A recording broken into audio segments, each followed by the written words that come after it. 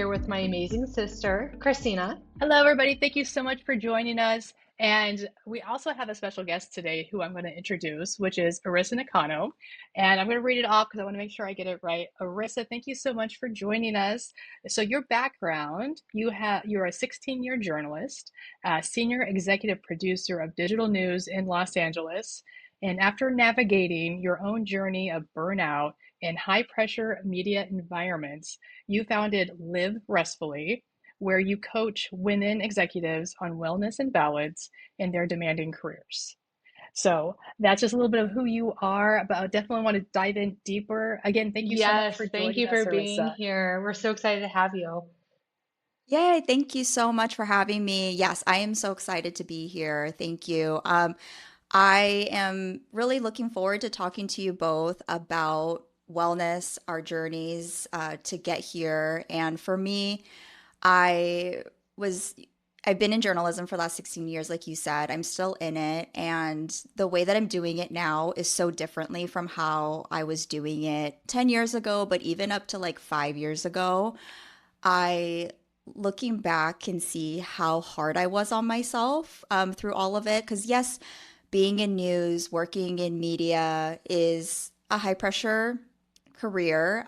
As we all hear, like let's avoid the news sometimes for our mental health. And when you're working in news, it's hard to turn it off, right? So I had to kind of navigate like how can I turn it off myself while still in it.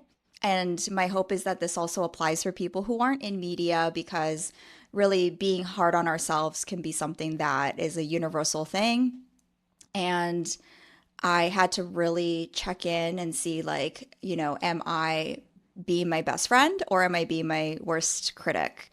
So I really worked on that in my journey to wellness and finding balance in my career. I'm still in that same role without feeling exhausted by the end of the day, right? It's like, how can we do our best? And this isn't about like caring less, but instead it's how can I start prioritizing my well being while making decisions in the workplace.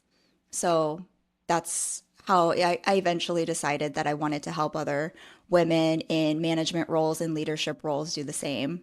Gosh, you just said so many good, great things. I love the whole it's not about caring less because sometimes I feel like maybe that's what women especially feel like they have to give something up in order to make it work. Yeah, but I was also curious, could you talk about, was there a certain time where you realized your balance wasn't healthy? Like, what helped you realize that it wasn't exactly where you wanted it to be?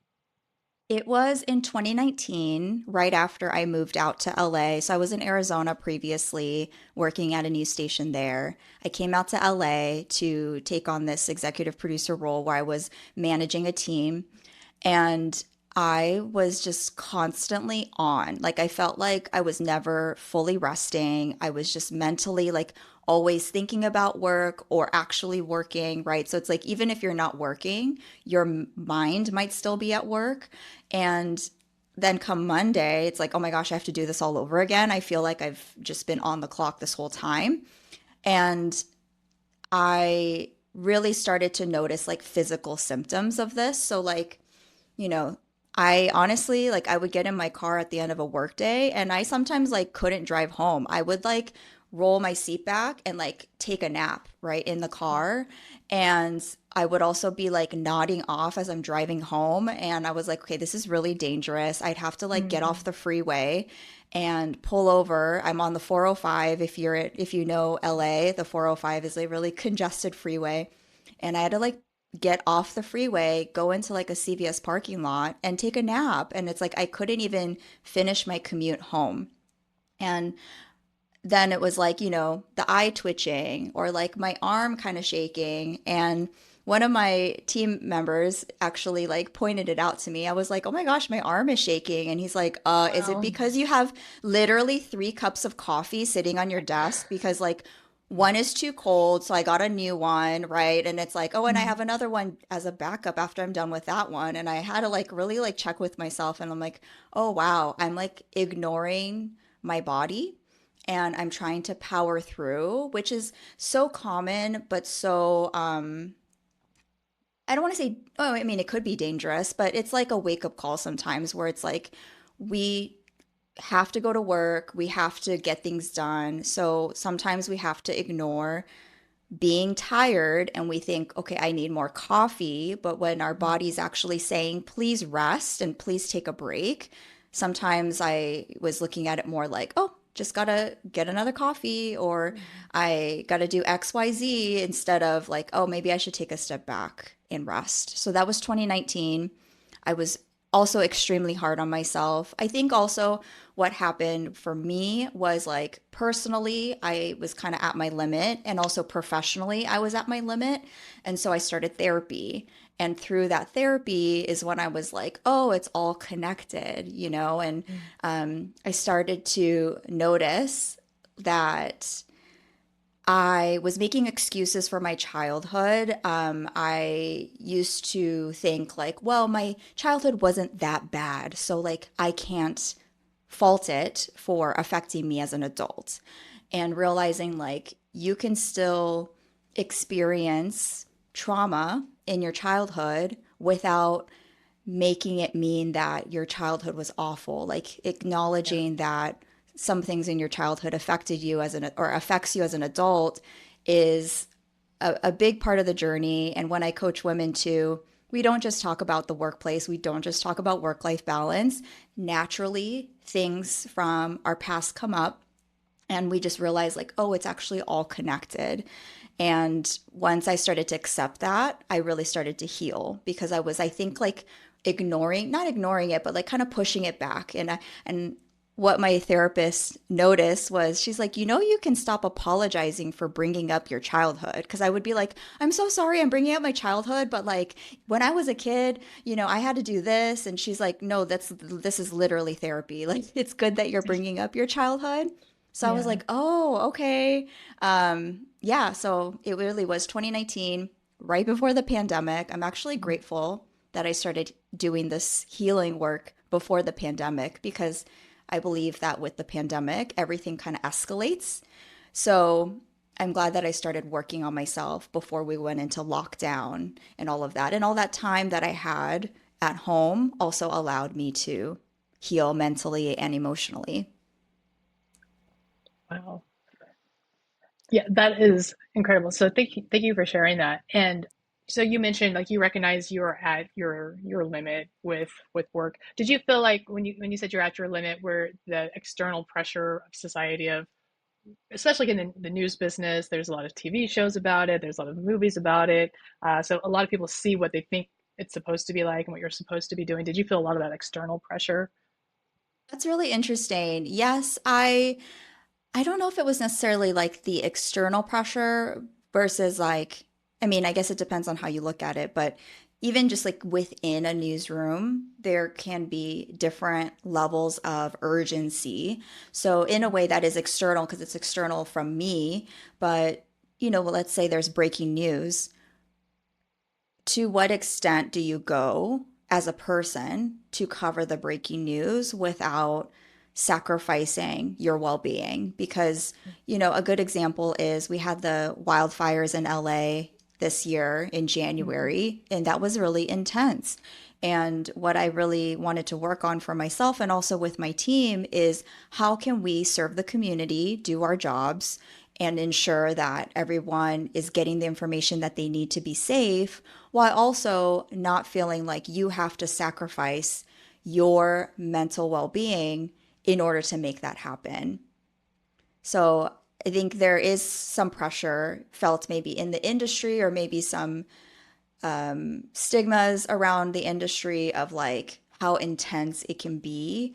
But what I try to do is kind of go against the grain and know that, and also try to teach and coach my team that you can cover the news, you can serve the community without sacrificing your well being. Oh wow, I love that. It reminds me of my background, being in the military. Similar, right? There are sometimes there are external forces that are occurring that, you know, it is our job to respond to it.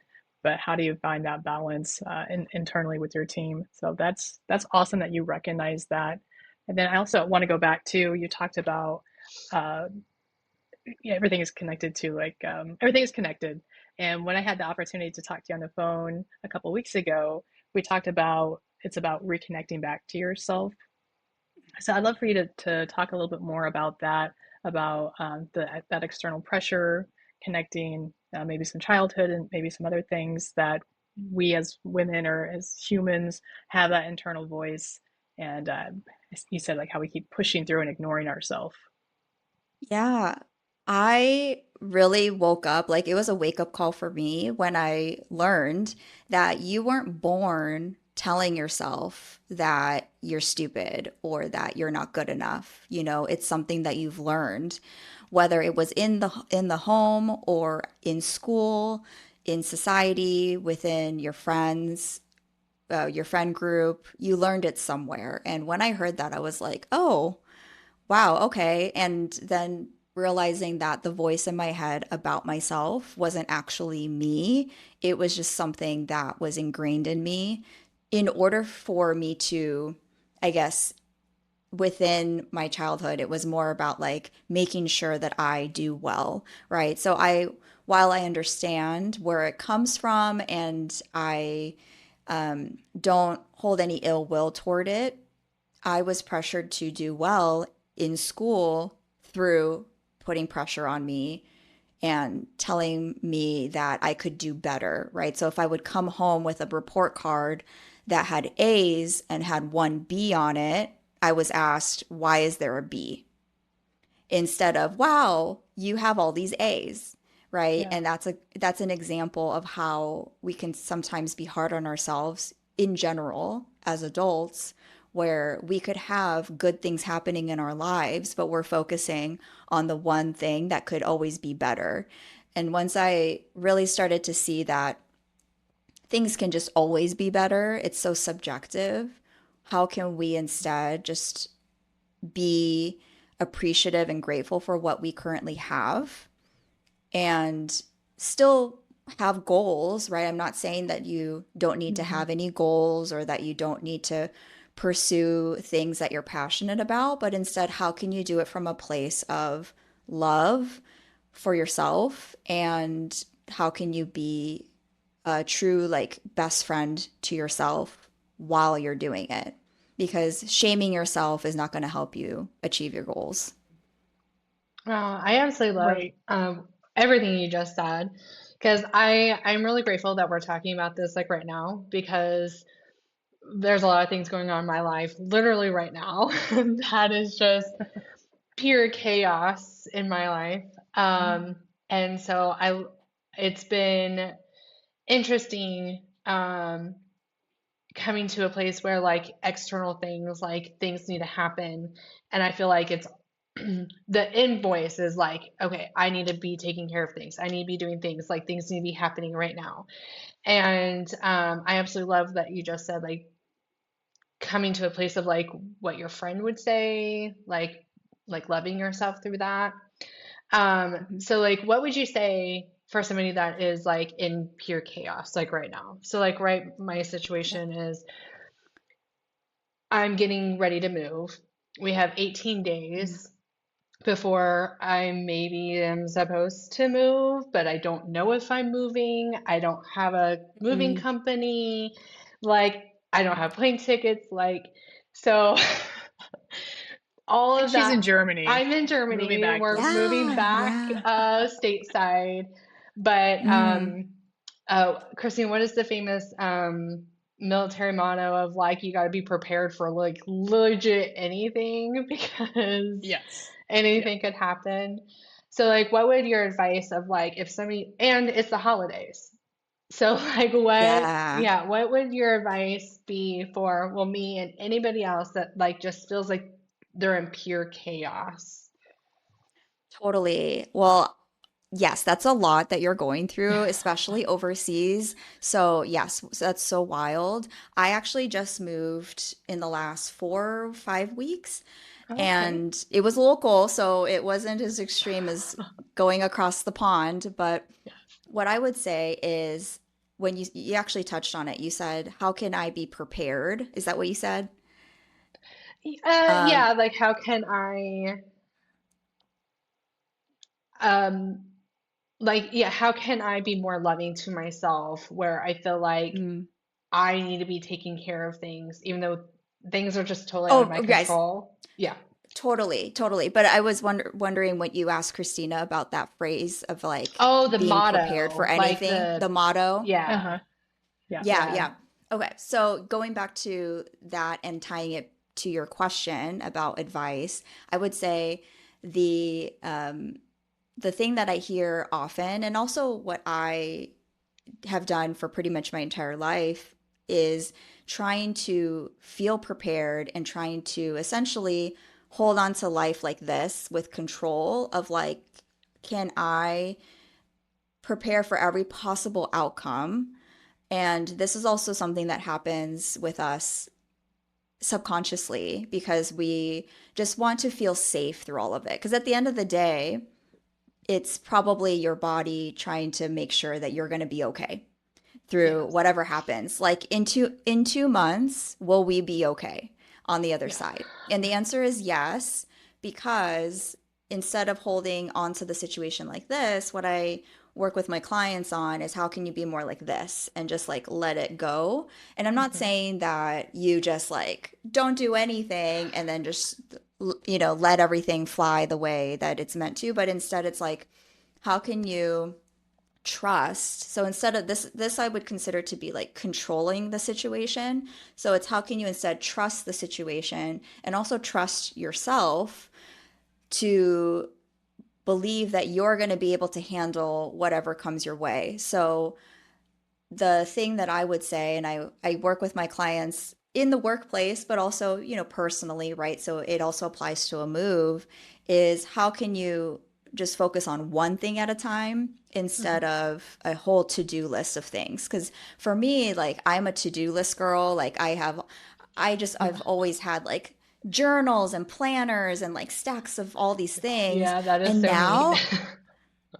now I'm actually, it's kind of wild, like through this journey. I have been such the opposite since then. Like, I am just more like, how can I focus on like the one thing that I need to do? And trusting that, like, once I do that one thing, then the next thing is going to come up. And then once I do that thing, the next thing is going to come up. And being kind to yourself is really just understanding that, like, you can only do one thing at a time anyway. So when we create to-do lists for ourselves, while we think it's a good thing, and it is to an extent because you're organizing your thoughts, but it's also mentally, like subconsciously overwhelming to look at a whole list of things because your mind is like, all right, let's do it. Like, how can we do all these things? And you literally can't. Hmm. So the more you can the language that we use for ourselves is so key.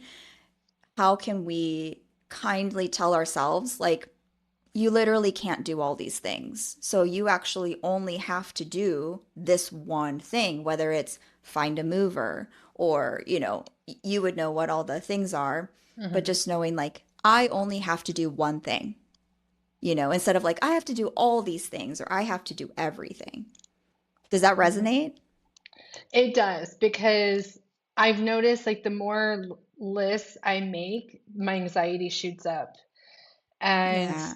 when it's interesting that you're pointing that out because I'm like I need to do this like because and then my anxiety shoots up and then my brain goes on overload and then I'm like how am I supposed to do all of this? And then it almost goes into like then I can't get started. So Mm, yeah, yeah. then You're so yeah, overwhelmed. I'm stuck Like you're and then just I'm like frozen, what? paralyzed. And then Yeah. I'm almost frozen in fear, right? Because I'm like Yeah. ah Yes, yeah. totally. So yeah, And we oh sorry, go ahead. oh, no, no. Well, I was just gonna say, like, in those moments, going back to being kind to yourself Hmm. is just almost like what a parent would say to you in that situation. Hmm. So when we freeze, what I like to tell myself as like a script is essentially saying like it makes so much sense that you're freezing right now. It makes so much sense that you are anxious right now. This is a lot, right? And it's essentially like you're validating the anxiousness instead of trying to make it go away. So Mhm. the more we can, like, in your mind, you can even say it out loud, you can journal about it, validating that it makes sense that you feel this way. So from here, what can we do to help you? Oftentimes we think about how can we help other people? And when we turn it back to ourselves, it's like, how can I be more helpful toward me? Creating a list that makes us freeze maybe isn't helpful. Mhm. So, how can I be more helpful toward myself? Maybe it's just focusing on the one thing that I need to do and trusting that that is the only thing I currently need to do. And then once I'm done with that, the next step will be revealed. Oh, I love that. The next step will be revealed. I love that. I love Hmm. that saying. Hmm. Yeah. Because that kind of goes close to like our goal for gold, Christina. I think it's easy to get back like when you have big events that happen in your life and you're like, oh my gosh. It's so funny how fast you can, like, if you're not actively practicing these things, you can go back into those like old habits of like overwhelm and Yeah. stuff.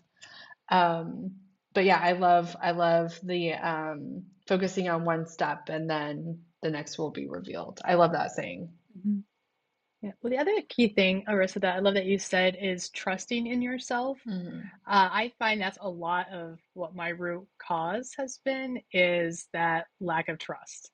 That the reason I tend to worry and ruminate about things is ultimately it's because I don't trust myself to know what to do when the moment arises. And so I really had to recognize that. And when I start spiraling, I will stop and ask myself, like, Christina, girl, you have been through so much and look how far you've come. You do know what to do. So like one part is trusting yourself to know that she's going to rise to the occasion. And then I think the other thing that you touched on is like, no matter what, you're going to be okay. And it's funny. I have a little bit of a story if I can share, and this actually involves Teresa. So last month, I actually got to go out to Germany. She and I got to spend a couple of weeks together with her and her family, That's and we awesome. went. We signed up for a race in Germany in a national park, and it was early in the morning. It was chaotic. The whole family was there, and we were running late to try to get there on time. It's just her and I. Her husband, hero that he is, was watching the kids, and so we're trying to get there, and it's like these windy roads because it's in the mountains, and we're stressing out because a friend of hers was already there. And she had messaged us saying, like, oh my gosh, this place is crazy. It's insane. There's no parking. They're shutting roads down. And I had to park a mile away. And we're like, oh my gosh, we're going to show up late for the race. And so we're just Mhm. stressing out in the car. And then finally, we were like, okay, let's take a beat. Like, we can't control the situation. We can only get there when we get there. And so I said, we're like, what is the absolute worst thing that happens? Beyond like terrible tragedy, right? Like, let's not go dark here. But I think, what is the worst thing that happens? The worst thing that happens is we show up late and the race has started. The people have already ran off, and we're just late. So like, what would we do in that situation? We're like, well, we would just do our own thing. We would still just have our own race and go have fun with it. And so once we really acknowledged what is the worst case scenario we're looking at, and then realized we'd actually be able to handle it. I don't know about you, Teresa, but I felt so peaceful after that. And Yeah. then it worked out. Like, and then we manifested, like, we're like, okay, we're gonna show up and we're gonna manifest that we're gonna get a parking spot like Yeah. really close to the starting Yeah. line. And we were even like, there's going to be a police officer. He's going to be nice. And he's going to point to a spot. Arissa, that is exactly what happened. Yeah. Oh my We He gosh, parked like a love. few legit blocks away from pointed the to the starting line. spot for us to park. He And we ended pointed to up the spot. parking Yeah. super close to the start line. Yeah. Yeah. Yeah. I Yeah. But love that. isn't that amazing? Yeah. So yeah, we have Hmm. our moments, but yeah, like Teresa said though, it's it's easy to fall back on our default habits that have been ingrained for years and Mhm. years and Yeah. years. Oh my gosh, you coached in the moment. That's Yeah. amazing. Because and what you just did is a method that I work with my coaching clients on, which is like the worst case scenario. Because oftentimes I feel like in like the self-development world, the thought is like, don't catastrophize, don't like think of the worst case scenario, right? Because Mhm. that just like brings us down. But Yeah. actually thinking about what the worst case scenario is and realizing, okay, that's actually not that bad and we're Yeah. gonna be okay, like that is huge. And that like really does take the weight off of it's like it could be like in your chest or in your stomach and it could like Yes, that's Mhm. just exactly where it was. completely take the weight off, just realizing you're gonna be okay. So that's amazing. Yeah, you're right. Yeah, actually, once we actually identified what it was that we were freaking out about, like Hmm. Yeah. exactly like you said, well, oh, well, actually, we we would probably laugh about it and just Mhm. we would make our own race. So we would just do our own Right. thing. Yeah. Because I feel like my Yeah. body goes into like it's almost as like something real dangerous is going to happen, right? The worst case is like the world's truly going to end, and I don't know how I'm going to deal with that. But in reality, it's not even that severe. And so, yeah, kind of like same thing with this move. Like we have no clue if we're actually moving. And so last night, my Mm. husband and I sat down. We're like, okay, legit, what is the worst case scenario? Worst case scenario is like, oh, they're gonna say you move, and we're gonna have maybe 2 weeks to figure that out. And I'm like, okay, well, luckily it's the military, they will provide movers, so I'm like, okay, well, that I don't have to stress over. So like that also helped relieve the stress of like, okay, worst case scenario, like we would be moving, and Hmm. you know I would have movers come, and I'm like, that's not on me. So yeah, that really helps Yeah. go to the worst case scenario and realizing, oh, it's not as bad as what my brain is constantly like going into that. um how do I explain it? Like, I might literally die, even though it's not as Yeah. bad as that, you know? Yeah. Yeah. Yeah. There was like a meme that was going around for a while where it was like, oh, I'm actually just sending an email. I'm not being chased by a bear in the forest, you know? Yeah. Yes. And when our bodies are mostly conditioned or programmed to survive, especially in a lot of situations where it's like in the like education system, if we don't get a certain grade, then that means we fail and we get essentially like left behind. You maybe stay back a grade, right? So then you're like left by your friends and your friends move on, but you don't. Just like being told that as a kid can also like have lasting effects where it's like, Right. wait, I'm going to get left behind if I don't do XYZ. And as adults, when we're like, actually, we are going to be okay. And also in terms of like the worst case scenario, a big thing with trusting ourselves is knowing like, you know what, even if I do get left behind, I'm still going to be okay, and like taking it a Right. step further. Hmm. I love that. Yeah, even if the worst case does happen, I'm still going to be okay and Hmm. believe that. That again, Yeah. yeah, that comes it really comes back down to trusting yourself. So with like listeners saying Hmm. like, yes, that this is me, I recognize that.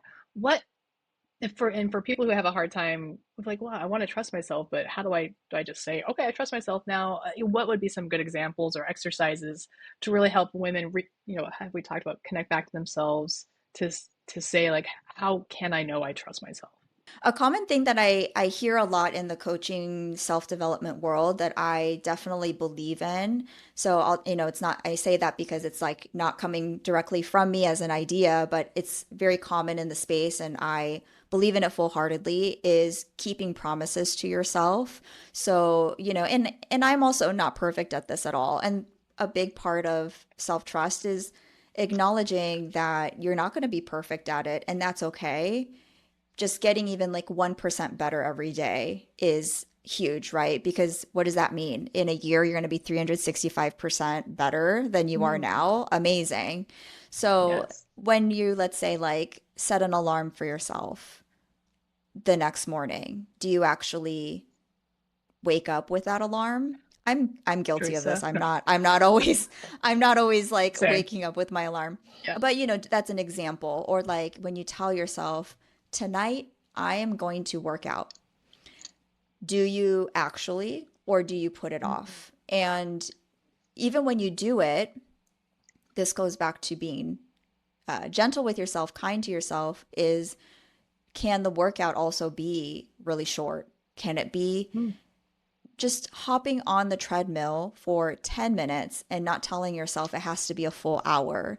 When you go for a walk, can you do it for 15 minutes instead of telling yourself, I need to walk 5 laps around this park, right? Because sometimes we could also put pressure on ourselves by creating these like big goals. So, a part of trusting ourselves and keeping promises to ourselves is also acknowledging that the small wins are just as important as the big wins. So, I would say that's like a really tangible way to start practicing self-trust right now is keeping a promise to yourself when you say you're going to do something, actually do it, because what that does is it also shows your mind that your words matter. Like you actually then will feel like your words matter more in the workplace. Like if you're in, let's say, a conference room in a meeting with other corporate executives, do you actually feel like your words matter because you actually follow through on your own word and you trust that you'll listen to yourself? Because the less you listen to yourself and follow through on your own things, that means you might also feel like your words don't matter as much with other people. I love that because I'm naturally an introvert, so I already feel like it takes a lot for me to like talk and stuff. And I feel like, as Christina mentioned earlier, I feel like the root is like I don't trust in myself. And so when I do talk to other people, I'm almost too scared to talk to other people, or if I have advice, I almost don't want to give advice because I always question myself. I'm like, oh, maybe it's not a good advice, or or I'm scared to get shot down. And so yeah, I really love even making it, like you said, very small, of like doing one little thing to create almost that the words matter to myself and the weight that they carry because they matter to me. And I love Yes. that because it kind of goes back into that self-talk. Um, Yeah. this is a very hard area for me. Sorry, I'm already getting emotional. Of going back, like you said, kind of in the childhood, a lot of things had been said to me in my childhood.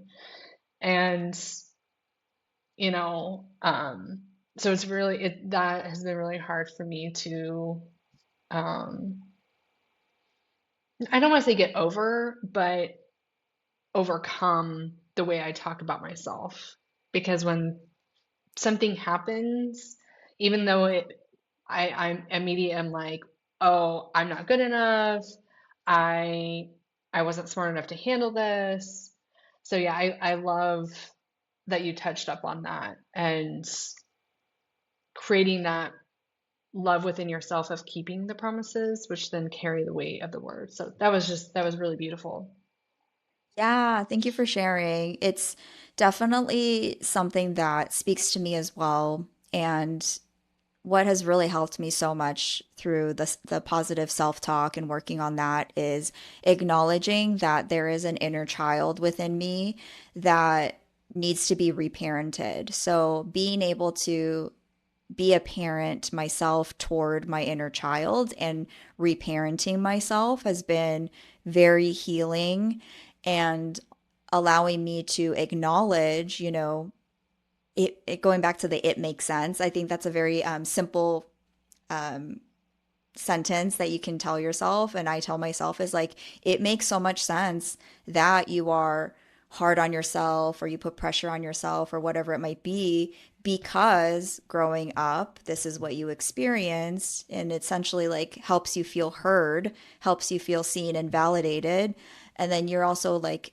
accepting that it happened, and then from there the only way you can move forward is if you accept, because it's like I heard this before and it was very helpful for me to hear. When you're entering an address into your phone, like in a GPS and on like, your Maps app, you can't move toward your destination if it doesn't even know where you are, right? You Oh, first I have love to that. like Yeah. allow the phone to even register, oh, this is your location. Okay, now we can help you get to your destination. So, same thing with positive self talk and your journey to reparent your inner child. Let's first accept your location. Where are you in that journey? Now, once we validate, okay, it makes sense that you feel this way, it makes sense that you're doing this. Now we can move forward. So one thing, Arissa, I was thinking about, so for for women who are in these high pressure jobs, and like you said, a lot of us get into these because we're very talented. But I almost feel like in some way we all, I mean, I could be speaking out of turn, but I think a lot of us have a lot of that. We're really hard on ourselves. And I Mhm. remember once a couple of years back, I had a commander. I was his executive, which is a pretty high running job.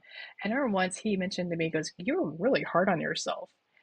And I didn't know what to say because in my head I'm like, well, of course I'm hard on myself. How else do I get anything done? How do I keep pushing myself if I'm not hard on myself? So for other women or other listeners out there who might maybe have that same headspace, at least where I was a few years ago, like how can we still, and I think this circles back around to what you originally said, not caring less, but how do I still be a hard charger? I still want to do my best, but how can we do it without putting so much pressure on ourselves? Yeah, when I started to see that putting pressure on myself was actually holding me back, I started to reevaluate how I can be a cheerleader for myself. Because an example that I use pretty often is if you were running a marathon, or even when you were, let's say, going to be a part of that race and picturing yourself running, and, like in a marathon, when there are people on the sidelines, on the sidewalks cheering the runners on, and maybe even Hmm. like handing out water, it's like you're essentially that. Like you're those people on the sidelines cheering yourself on as you're running and checking, am I cheering myself on? Am I giving myself a cup of water as I'm running the marathon? Or am I yelling out things that are hurtful? Like, why are Yeah. you even here? You don't belong here. Like, why you run so slow?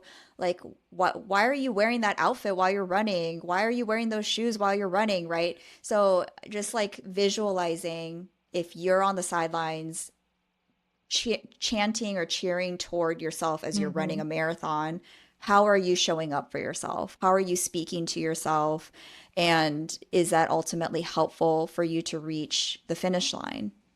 So, looking at yourself almost like from this like meta way, like where you're kind of like pulling yourself out of your body and just Hmm. without like neutrally, without judgment, checking with yourself, how am I treating myself? And you know, can I accept that putting pressure on myself, shaming myself is actually not helping me move forward. It's keeping me stuck, you know? That is so true. Yeah, looking back for sure, I definitely, like you said, it's almost like that nightmare drill sergeant that's just screaming at you, and uh, yeah, you'd think it's supposed to help, but looking back, it really does did just kind of cause me to freeze. And I would say just very recently, I've been actively speaking more lovingly to myself, and when I can really get into that mind frame, it's pretty remarkable what I've been able to do. I have an example just recently at work.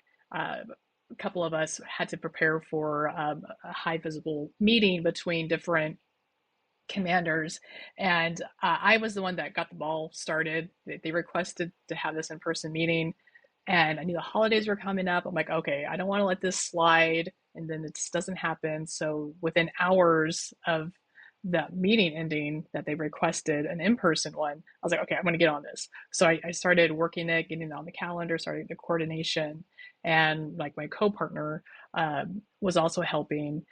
And then when we finally got to the actual in-person meeting, high level, one of the my supervisor gave all the credit to the other person, and Mm. inside I was raging because I was like, oh my gosh, like, of course, the man gets the credit, even though I was the one who actually got it. Okay, so angry Christina girl was like going off in my head.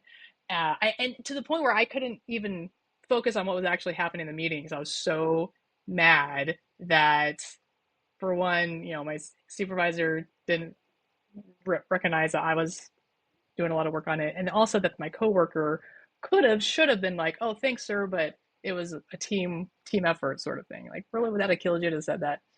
Anyways, so and then I realized I was just all up in my head. I'm like, now I'm missing this valuable information that I actually need to know about because I'm just sitting here stewing about this thing, how I'm the victim and da da da da. So I decided to, like, listen, like, let's shelve this. Like, and I did that thing where I'm like, I trust that I know that I'm going to know what to do when the time is right to deal with this situation. And so I was able to shelf that and actually focus on the meeting and be able to contribute and say some really good things in the meeting. Anyways, afterwards, I had this moment of clarity where I thought to myself, my supervisor is human. He has a million things going on. Maybe he made a mistake. Maybe he just didn't realize how much I helped. But to be fair, my coworker, he did do a lot. Like, I started the ball, but he actually picked it up and kept going.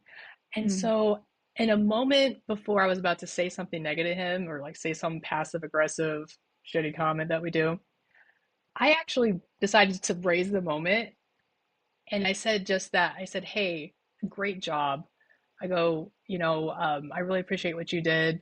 And he's like, "Oh, thank you." He goes, "I know you got it started." And he's like, "I really appreciate your help." And I was like, "Yeah, of course, absolutely." I was like, "But yeah, I started it, but you took it and you ran with it."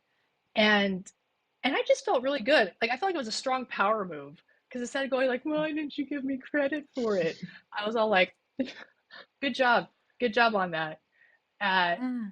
Walked away. I maybe somebody else said like, "Oh, I would have done it differently," but I walked away. I felt like I represented who I am authentically instead of like tearing him down. I and like being competitive. I gave him a compliment and then walked away on a higher road. Yeah. That's beautiful. Well done. Yeah. And the fact that you felt good about that and it felt Yeah, authentic to you. right, right. And I think that's the important key is that I didn't walk away feeling like, oh, like it was not said like in a manipulative way. I was actually able to genuinely say, you did a great job. And Mhm. yeah, and I just felt really good about it. So again, I trusted that I would show up for myself when I needed to show up. And I trusted up, Mhm. I showed up in a way that I felt like reflected who I was. Yeah. And you did something too there that was really kind to yourself, which is acknowledging your anger. Because Mhm. a common thing that I see and also within myself I had to work on is suppressing those emotions and just kind of like putting them off to the side because it feels like too big for me to handle in the moment. So it's like, let me just bury this, especially in the Mhm. workplace, because Yeah. I am a very sensitive person. I also was told that in a negative way as a kid, like you're too sensitive or she's so sensitive or she's so dramatic and all of that. And it's like I was just very in tune with my emotions, but I was taught that that's not a good thing. So in the workplace, it can feel like I can't feel my feelings because it might result in something bad or like me spiraling or saying something I don't mean. But instead, it's like you actually acknowledged that you were angry and you moved through it in the moment and you essentially like alchemized it into something that allowed you to take your power back, realizing, you know what? he did contribute, or whatever it is that you walked yourself through, and then you came out on the other side feeling so authentic to you, probably because you didn't suppress your emotions. So Mhm. yeah, like I highly recommend in terms of like rewiring, reprogramming our self-talk, a big thing that I give my clients, and I you can also Google it, but it's called the emotion wheel. And I have it on my phone. I look at it like nearly every single day. When emotions come up and I get riled up or I get sad or something, I will pull it up even when I get anxious, and I check this emotion wheel, and it's a wheel that has like it's labeled all the different emotions you could possibly feel, divided up between uncomfortable emotions and comfortable emotions, and just like acknowledging, okay, I'm angry right now. Why is that? And just like walking through it is part of being kind to yourself. Mhm. Yeah, I love that. I'll have to check out that emotion wheel. Mhm. Yeah. So I'm curious, like the clients you've been working with, like high level, since they've been doing these things, do you have any examples of like breakthroughs they've had, or yeah, I'd love to hear some of those stories.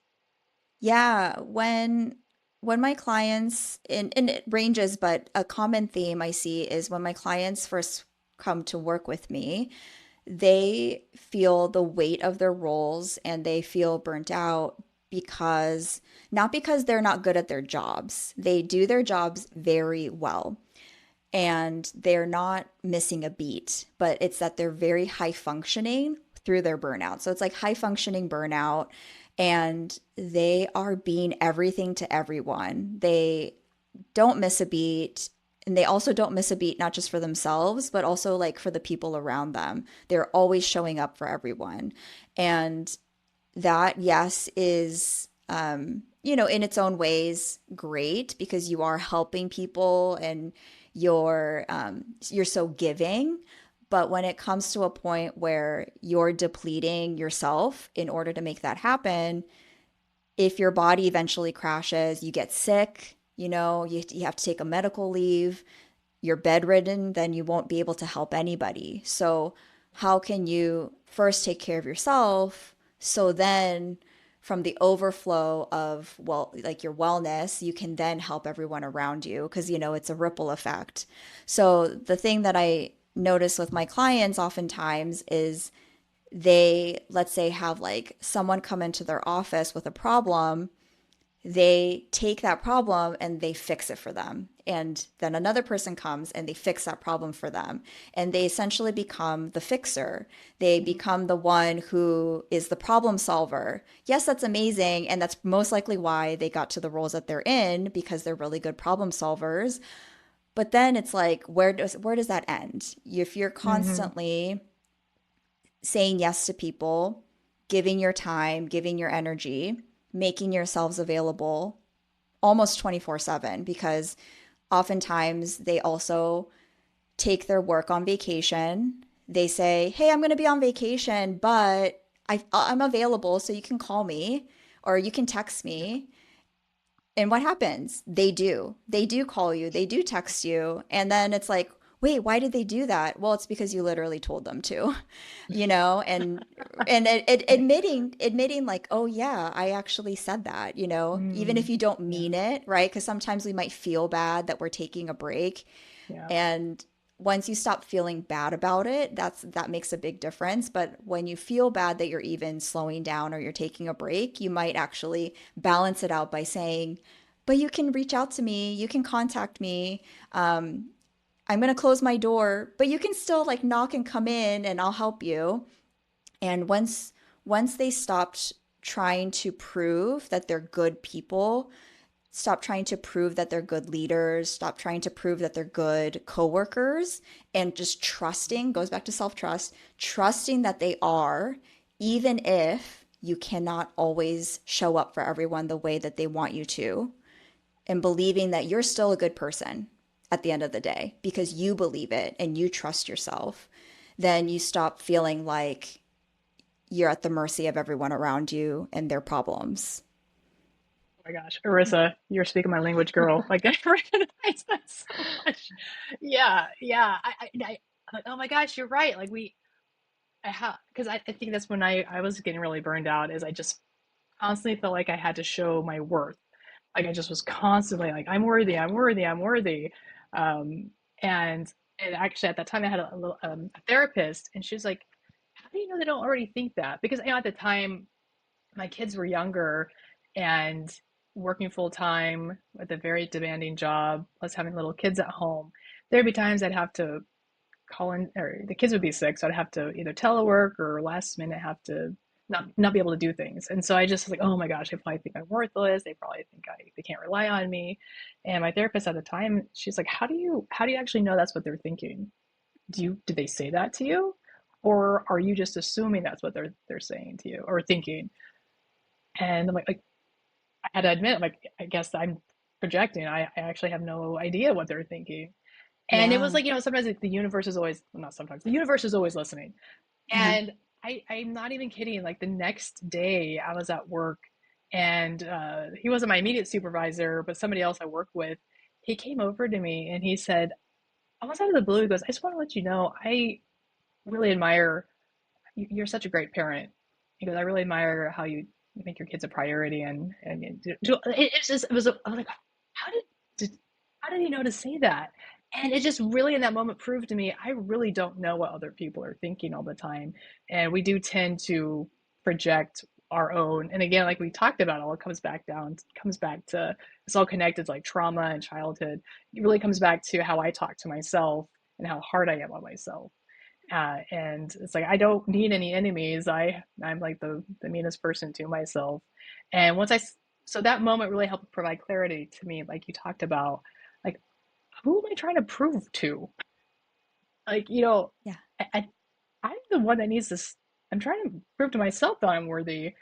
Gosh, that was that moment, that kind of aha moment for me, to realize, yeah, Yeah. I'm just killing myself trying to prove my worthiness to whom? And it's me. I'm the one that's not feeling worthy enough. Yeah. And when we try to prove ourselves, we're in that constant state of proving, and there really is never like an end date on that because when, let's say, like you're working on a project and you want to prove that you're meant to be working on this project, then you're done with it. There's going to be another project. And the thing is, you've already proven yourself. I've already proven myself once I've gotten the job. The job interview might can still feel like, okay, I have to prove that I can do this job because I literally don't have it yet. Once you have it. And even, I'll even take it a step further. Even when you're doing a job interview, you don't necessarily have to prove that you can do the job. It's whether you're aligned with it or not, and it goes both ways. Showing up as your most authentic self and trusting that if it's meant for you, you'll get it. And if you don't, it Mm. doesn't mean that you didn't prove yourself. It just might mean that it's not aligned for so many different reasons. Timing, it really just isn't a good match. And once we shed that belief that we have to prove ourselves, oh my gosh, it just melts the pressure and it kind of falls away. It does, and I would say too, that's when I really feel like I could start being more authentically me, because I kept thinking I had to perform in a way I thought other people wanted me to be. And again, I didn't actually know that. I'm just kind of assuming that's what I thought they wanted from me. And when I really started becoming more authentic who I am, the kind of tasks and jobs and people I really connected with just started falling more in line. It's been incredible. And again, it's not that, yeah, everything's been super easy and roses, right? But it just, I feel like I'm so much more in line with where I can be and where I can serve in my best, now that I've allowed myself to be more authentic. And that does come with some vulnerability, being more authentically who I am, especially in the military, because a lot of people have like a standard of stereotype what they think people in the military should be, and it really can't be any further from who I really am. And I really thought I had to put on this facade, like, oh, this is who I have to be in the military. And just like any other job, there has to be a diversity of people to contribute to make the success. And I was really doing a disservice by not being who I am, because that's that's what they needed from me. And I just had to be brave enough to start showing up in that way. Totally.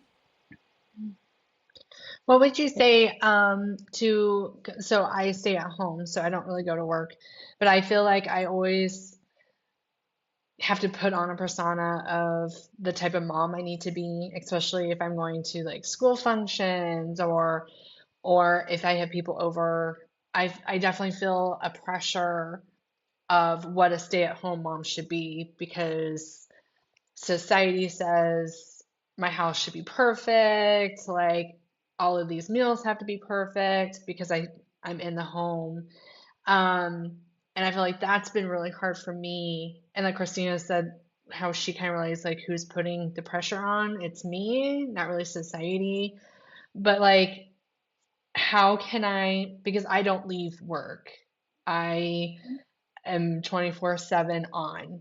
I have three littles that do not, all three of them do not sleep during the night. So I'm up all during the night. And so I I'm constantly at work. I never leave work. So, what would your advice be for stay-at-home moms that just constantly feel that they can never measure up or the pressures, or how to maybe get rid of what society pressures on the stay-at-home moms? I don't know if I'm, Yeah. yeah.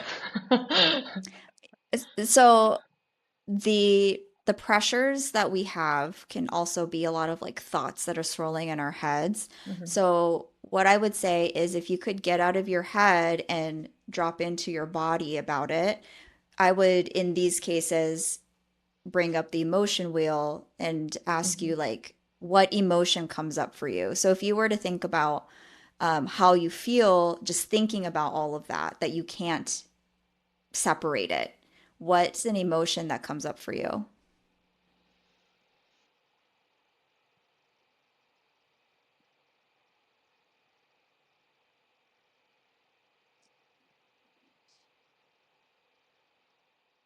I think overwhelm is Mhm. one that like comes because like in every room of my house there's like kid stuff and everything, like where if I were to leave for work, I can physically leave the house, but I'm like Yeah. in it all the time. So I feel like I can never, every room I'm like, oh, this needs to get done, this needs to get done. So it's like when being in the house, I'm constantly overwhelmed, is like the word that Yes. pops up is overwhelmed. And where in your body do you feel that overwhelm? In my chest. It's like a tightness in my chest. Okay, beautiful that you named it, you feel it in your body. And what's a thought that comes up that's attached to the overwhelm? Like if you were to put it in a sentence to describe the overwhelm, what is the thought that might like repeat in your I just told you to get out of your head and drop into your body, but we're gonna go back into the we're gonna bring it together. So if you had to kind of think about like what's the thought that comes up in a complete sentence attached to the overwhelm, what would that sentence be? Um, the thought that like is constantly in my head is that I'm at home, so I should have a clean house. All of this should, there's definitely that should. I should be able to keep up the house. And for some reason, Okay. I cannot keep up. That's the phrase Yeah. that I am Oh, and you constantly can't keep up. saying. I can't keep up, and I should. And you should. Yeah. Okay. And the should is definitely a sign that there's something there to reframe Hmm. because the should is of course adding that pressure on you. So if you were to, and I'm going to ask questions that are really obvious, but it's really for your body for it to hear it. Is that thought helpful or unhelpful to you? Unhelpful.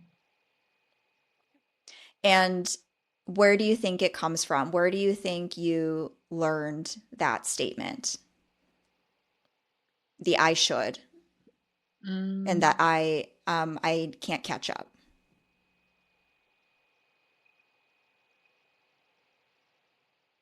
probably from my childhood. Um, we grew up in a really big family, and I think like all the things that like my mom trying to keep up things, and Mhm. so yeah, probably from my childhood of trying to keep the house clean with all of us kids. So Yeah. probably. And with the unhelpful statements too, once we can see that it kind of like takes your power away in terms of like self-empowerment, and Hmm. if we were to reframe it into something that gives you your power back, because really then that helps you kind of move forward. How would you like to rephrase your thought that comes up? Instead of saying, I should do this, what would you like to say to yourself instead? I think a lot of it is because I am busy like playing with my kids and we do a lot of like science projects and stuff. So like that's what my priority is on my kids and playing with my kids, and the house is secondary. Um, so I feel like that's what I need to be focusing on. But it's after I'm done playing with the kids, and then it's like oh, I should be picking up as I'm going, or see again, there's that should. And I even know when I'm saying it. I'm like, I know it's Yeah. unhelpful. Um, Mhm. it's like that balancing act of like, yeah. Okay, so let's say you're done with the science projects, everything's cleared out, your kids aren't even there, and you're sitting in a house that is in a state that you probably are thinking like, oh, it should be cleaner or it should be more tidy or whatever it is. Hmm. What would you like to tell yourself instead in that moment?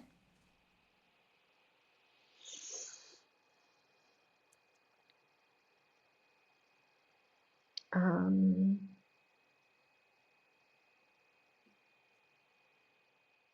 I think mainly like my kids hopefully will remember me playing with them. Like I feel like they might Okay. not like they're not going to remember always like the house being like clean and tidy. They're going to remember like me playing with them and doing these projects with them. Yes, that's beautiful. Yeah. Now, how can you say a statement that has nothing to do with other people? And it's just for you, about you.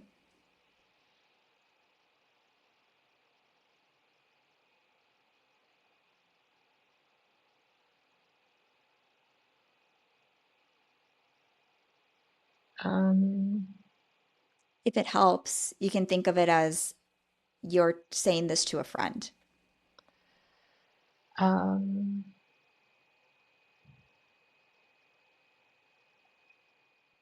that I'm a loving, caring, fun mom that loves playing with her kids. Hmm. That is true. And then specifically about the home, what can you say to yourself that makes it okay, that you can keep it the way that it is? It doesn't need to improve. Um, it's really not as bad as what my mind like thinks that it is. you know, because my husband will Yeah. come home and he's like, the house is not even that bad. But Mm, yeah. So I'm yeah. making it more than what it is. Okay, okay. Yeah, and even like acknowledging, yes, that's so true, and also acknowledging that like it makes sense that Mhm. so I don't want to put words in your mouth. So if Yeah. you were to start the sentence with, it makes sense that I tell myself that I should do this because, how would you say that sentence?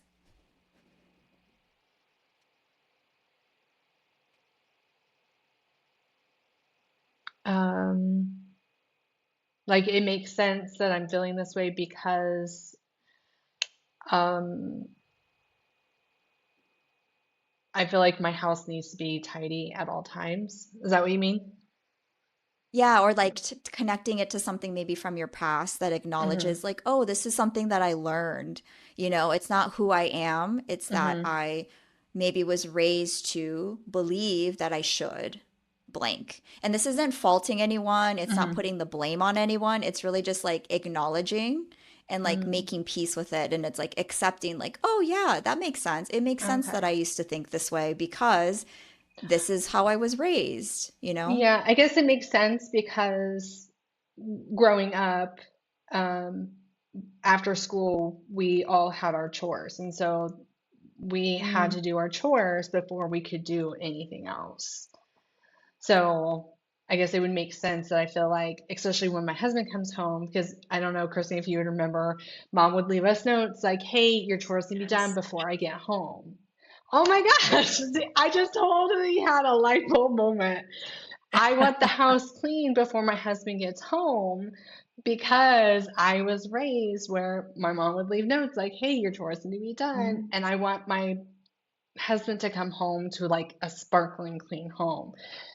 Even though he's told me over and over again, like, it does not bother him. The house isn't, it's not, you know, where it's bad. It's just lived in.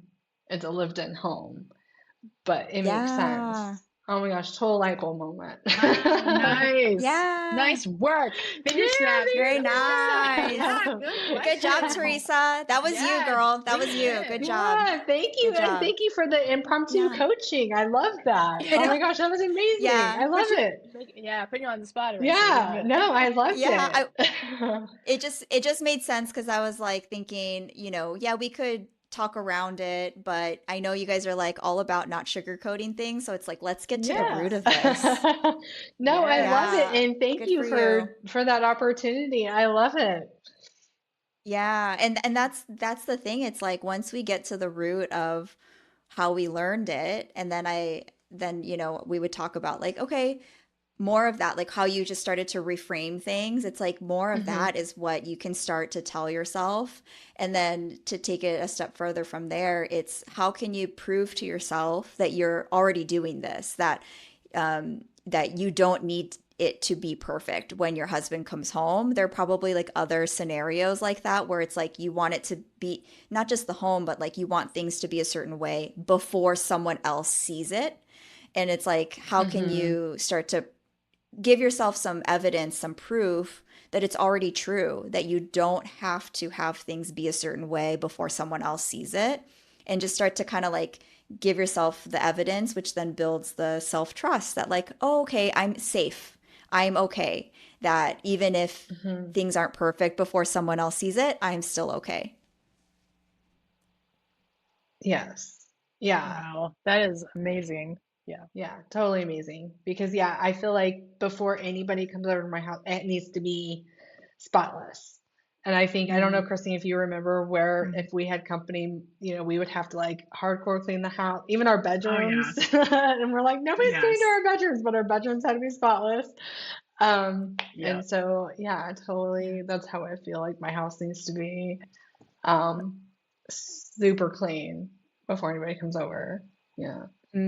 Yeah, like it's almost like whatever the meaning is that your mind gives it. Like if they come over and it's not sparkling clean, then it's like, what does that mean about you?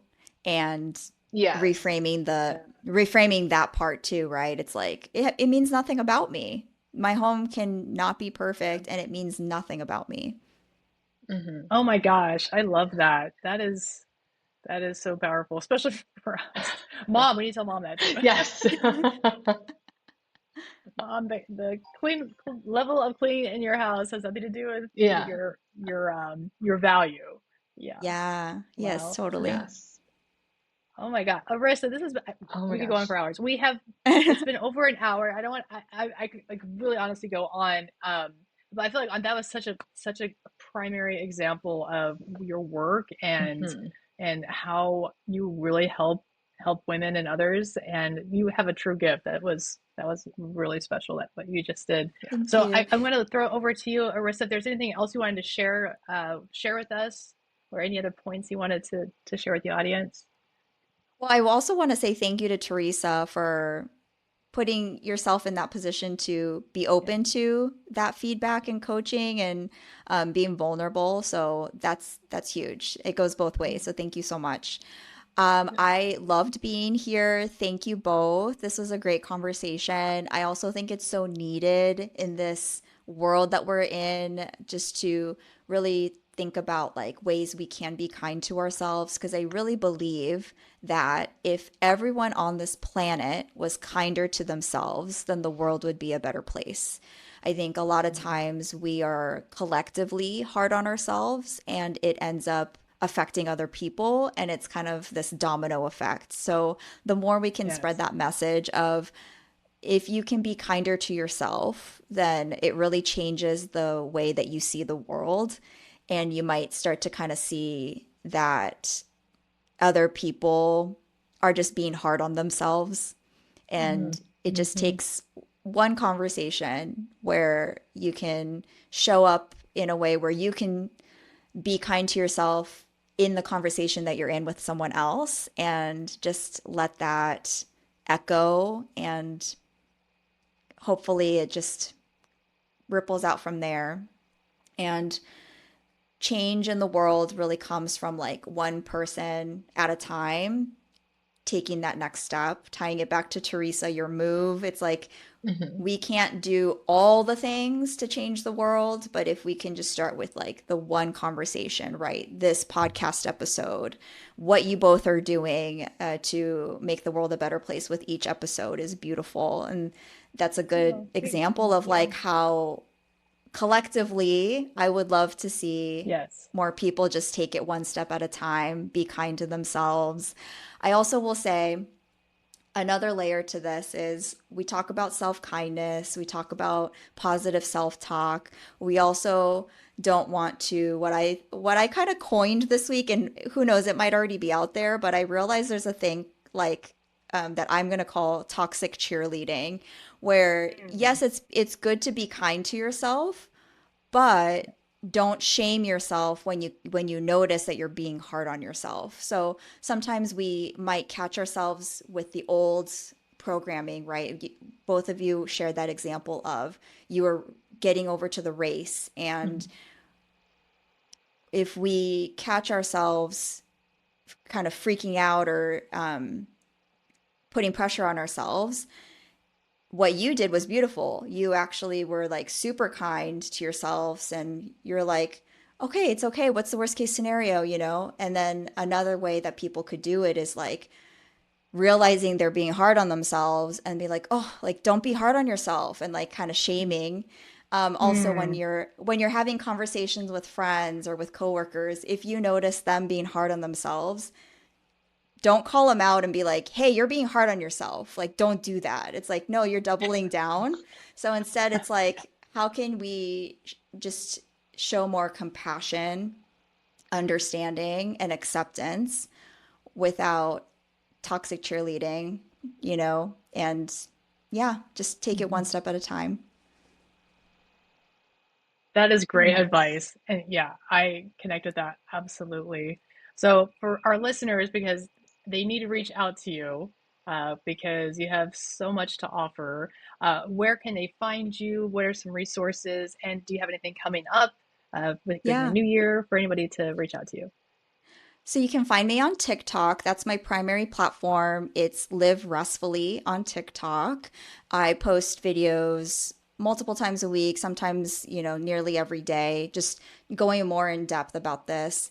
And you can also find me at my website, liverestfully.com. I am currently focusing on my one on one coaching, and it's a 3-month program where we coach one on one, just like this. We get on a call and we have conversations about what you're experiencing and helping you reframe, rewire the way that you're approaching things so that you feel less anxious and you feel less pressure that you might be putting on yourself. So, yeah, the focus right now is coaching. And you can also on my website find a free resource that you can download, and that one will help you with reducing the mental load that you feel day to day. So, you can go to liverestfully.com for that. Amazing. All Yeah. right. And listeners, don't worry. I'm going to put these in the show notes. So if you want to check it out, go to the show notes for her website. And then also that free guide, I'm going to check it out myself, actually. Yes, I So, am too. yeah. Well, Definitely. Arissa, gosh, thank you so much. Come back anytime. You're a wonderful person and you're doing great Thank you. things. So I hope you enjoy the rest of your weekend. Have a wonderful, safe holiday. Thank you. Yes, thank Yes, you this for is great. coming Thank you both. on. Wow. Oh my gosh. Gosh. Oh my gosh, that was amazing. Sis, look at you. I know, Breakthrough. impromptu coaching. I love it. Improv breakthrough. Yeah, That's what we're total all about up here in Sugar breakthrough. Not.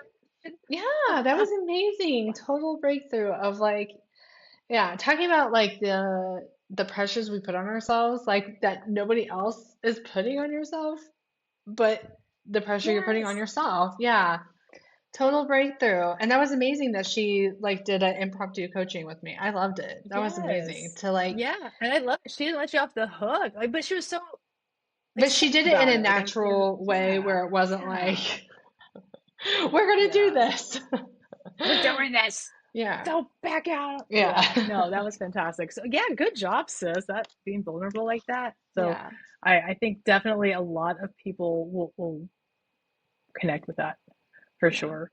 Because if it's not that specific example, just recognizing the shoulds. I wrote that down. Yeah. When she says like when we start saying the word should, that Hmm. should be kind of like that. Oh, okay, this Oh. is something we need to reframe because that should, it sounds like it's really like, oh, aha, this is something from Hmm. programming or from childhood. And like she said, there's no blame, right? Right. And I love that.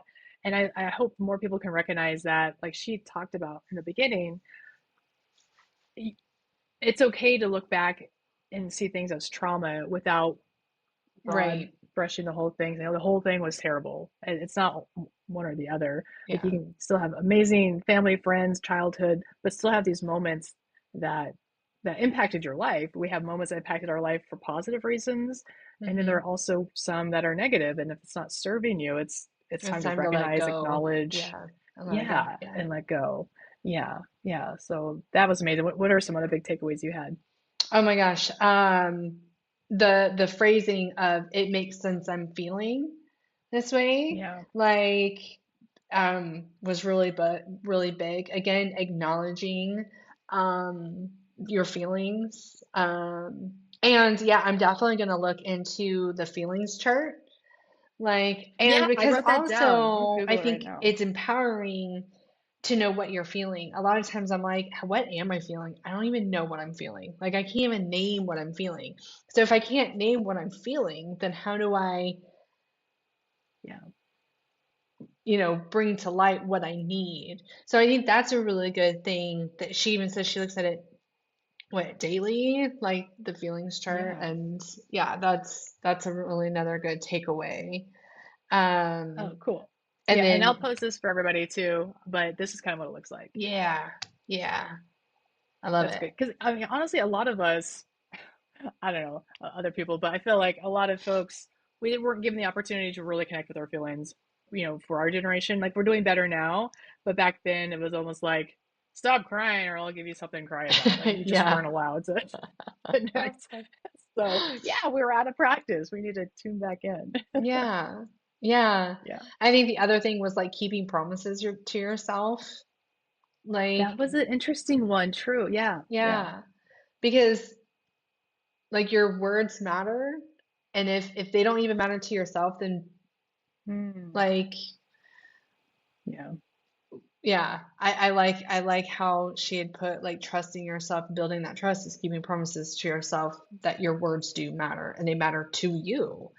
And I Right. think that was really powerful.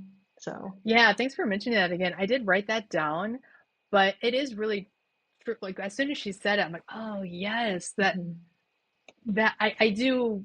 I don't have like a list of the things of I don't follow through on, but it's like a feeling, right? mhm, So, and that's true. Like, one of the things I like to do is try to exercise every day somewhere or another. But life happens. Some days it just doesn't happen, and I'm so hard on myself and then negative talk starts like, oh, see, I knew you could. Oh, mhm. she gets so mean. Yes. uh, and then like the other day, I just I'm like, you know what? I'm just gonna right now that I'm thinking about it, I'm just gonna sit here or not sit here. I'm gonna just do air squats and like Hmm. wall push-ups. Like it was like 20 seconds. It wasn't very much, but it was enough just to like tell myself, yes, you can do this. Yeah. And as soon as I did it, I did feel better. So, and that was the other part she talked about, just, if you want to say you want to go for a run or a walk, if you can't do 5 blocks, maybe just 10 minutes is Yeah. enough to keep your word. And that goes back to what we talk about, like the pivot Hmm. and the all or nothing mindset. Like, oh, like if I can't do all of it, I'm just not doing any of it. Yeah. But to keep, and this is like a deeper part of that, Yeah. to keep that word to yourself, to keep, to stay true to yourself, find that pivot, find that in between. Well, Hmm. I can't do 2 miles, but I can at least do a walk around the block. Yeah. And that is still keeping my word. Yeah. So wow. Yeah. Very powerful. What were some of your Wow. really She's good big amazing. takeaways? Gosh, so many. I have like 2 pages of notes. Yeah, keeping promises, the toxic cheerleading. I really recognize that a lot. Yeah. And And that's didn't you also just really say good. something to me the other day about like like you I can't remember what exactly you were saying, but you were like upset and then you allowed yourself to be upset because you're like, well, I know it's gonna be okay, but I didn't want that toxic positivity. And now I Yeah. can't remember exactly what you're saying, but yeah, you kind of had Of course touched you don't remember. No, I'm just kidding. but you had No, kind I'm of kidding. touched up on it that yeah, you Yeah. it can kind of you can go a little bit too toxic of being like, well, yeah, Right. everything's, you know, um, Yeah, it's like, oh gosh, I'm so down on myself. Golly, see, I knew you're always down on yeah, yourself. It's just almost like yeah. uh going that way. And I love that she brought it up on how to be a good friend to other people. Like sometimes we think we're trying to be helpful. Like, Mm, oh geez, you're really hard on yourself. I'm like, guilty. I think I've like actually said that to people. Like, sorry. So it's not calling them out on it. And I think maybe it's just like, wow, it sounds like you're going through a lot right now. hmm. Maybe it's as simple as that, helping them acknowledge where they're at. Yeah, And it might sound corny, but I know if somebody said that to me, that would just make me feel so much better. yeah. That they're like, wow, it sounds like you're going through a lot. Like, thank you. Yeah, yes, I am going through a lot. And Hmm. that's okay. It says like, wow, it sounds like you're really Right. having a hard time. Like, thanks. I feel so much better now. So calm. All I gotta do is just stay calm. Thank you. Right. Oh my gosh, yeah. When Yeah. has that ever Has that ever helped? made right? It always Never. escalates the situation.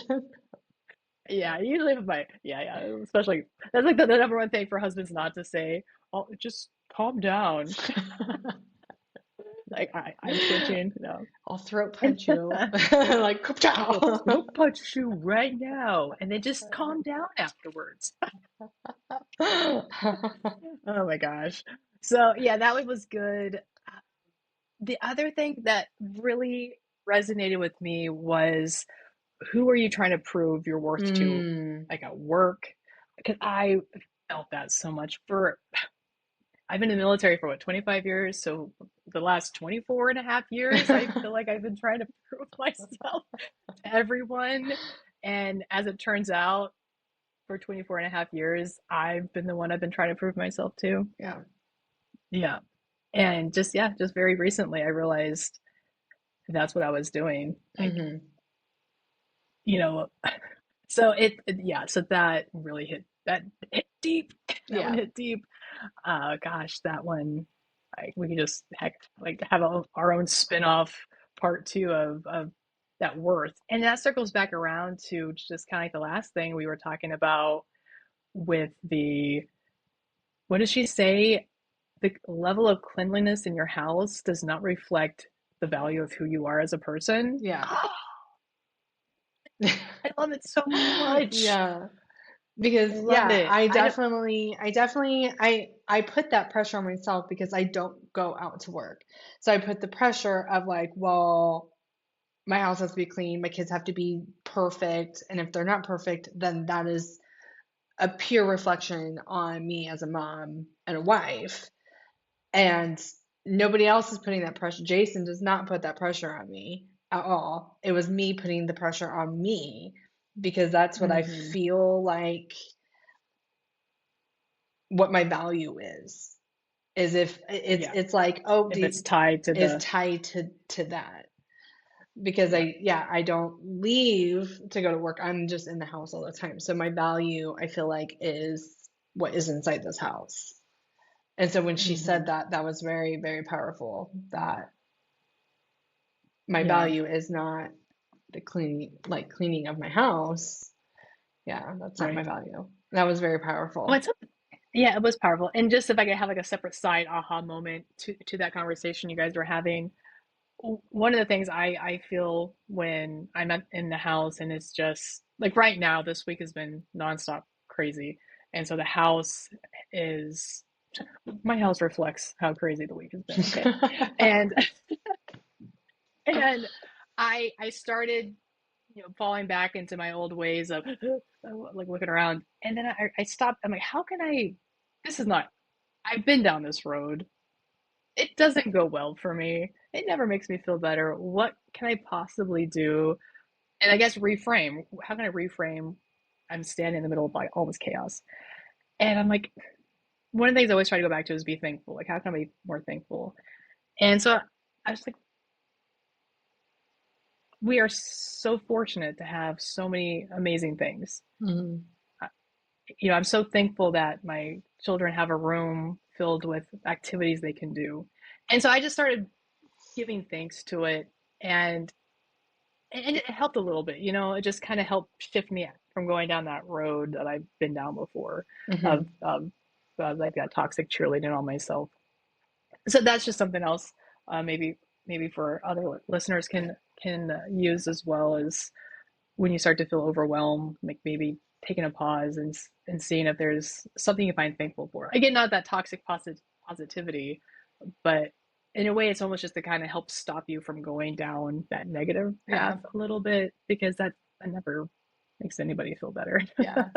Yeah, because this Yeah. week we did a Christmas sensory bin up in our classroom, and I had like fake snow, and it it's everywhere. And at first I was just like my eyes twitching because I'm like, oh my God. Like the sensory bin was supposed to be the snow play, and Yeah. now the Yeah. whole classroom is snow. And but I was like, my kids were having fun. At what point Caden was in the sensory bin, and I almost got mad, like, oh my gosh, guys, this is not how we're playing. But Caden looked so cute throwing the snow, and it was Oh, just like yeah. winter wonderland in our classroom. And so then I was like, you know what, these are going to be memories. So I ran searching for my phone, and of course, by the time I found my phone to take a picture, Caden was Yeah. already done, and I was like, "Dang it!" Yeah. But I mean, I did take pictures to show Jay, so like, oh, the classroom is full of play snow everywhere, and they Yeah. were, and I'm like, what they're gonna remember is the laughter, the having fun, and Yeah. I'm like, it it's gonna cost me just what, $1 or something for the fake snow that I all the stuff that Yeah. I did for this fake snow. And right, I had thought about your saying of, is it a tragedy or is it an inconvenience? And Oh, I was like, well, that's right. yeah. That's right. I said that. I stole it Yeah, from and I was somebody like, oh, else. it's just inconvenience. I'm gonna have to vacuum it all up. It's not anything big deal. Right. But yeah, that mind shift of it really isn't that big of a deal. And my kids are gonna have great Yeah. memories of Right. playing in snow that they didn't have to go outside and be in the cold for. So Yeah. That's incredible. Look at us I know, look growing at us and growing. I love improving. it. Yeah. Yeah. All right. Well, it's almost been an hour and a half. So I Yeah. think we'll wrap it up. And listeners, I hope you really Yes. enjoyed this episode. And definitely please leave comments, share it with others if there's even a little piece of advice that you think can help improve their lives. Mhm. But other than that, I guess we'll wrap it up. Okay. So if you haven't, go back and listen to our previous episodes. If you'd like to receive our exclusive listener worksheets to dive deeper into your own health journey, sign up at our website, sugarnotincluded.com. Don't forget to follow us on Facebook, Instagram, and your favorite podcast platform to get our latest episodes. Strong women, Strong village, no sugar. all love. Until next time. All right, sis. Love you. Have a Okay, good love you, weekend. sis. Talk to you later. Bye. Bye.